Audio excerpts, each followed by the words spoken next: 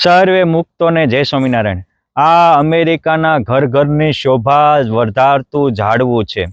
મસ્ત મજાની ટચુકડી વાત। આપણું પણ જીવન શોભાયમાન ક્યારે બને? અમેરિકાના પ્રેસિડેન્ટ અબ્રાહમ લિંકન થઈ ગયા।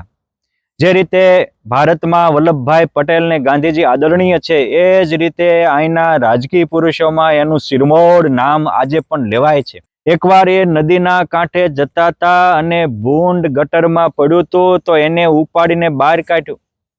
ફરીને ભૂંડ કાદવમાં પડ્યું, બહાર કાઢ્યું।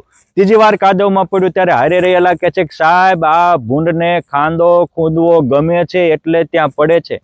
ત્યારે એ બોલ્યા, એ વાત મારે ને તમારે કાળજામાં કોયરા જેવી છે। એ કહે છે કે એ ખાંડો ખોદી એને ગમે છે, પણ એ ખાંદામાં પડ્યું રહે એ અમને નથી ગમતું।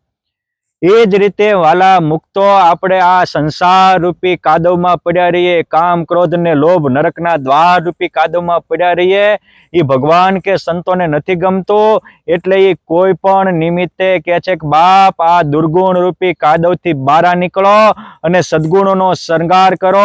આ ઝાડવા જેવું તમારી જિંદગી પણ હરિયાળી બની જશે। એ લોકો તમારા આંગણે જેમ ઝાડવા વાવે એમ તમારા આંગણે દોડીને આવશે અને તમને પૂછીને પાણી પીતા થશે। પરંતુ ક્યારે? દુર્ગુણ રૂપી કાદવમાંથી બહાર નીકળશું ત્યારે। અને સંતો અતિ અતિ અતિ કરુણા કરીને એટલે જ કહે છે કે બાપ, આ કાદવમાં તમને ગમે છે પણ અમને નથી ગમતું, ભગવાનને નથી ગમતું। માટે ભગવાનને સંતના ગમતા પાત્ર બનવું હોય અને જિંદગીને મહા આનંદથી ભરવી હોય તો દોષોને વધારવાનું બંધ કરો અને સદગુણોને અપનાવો। જિંદગીનો સદુપયોગ કરી અને જિંદગીને ધન્ય બનાવો। જય સ્વામિનારાયણ।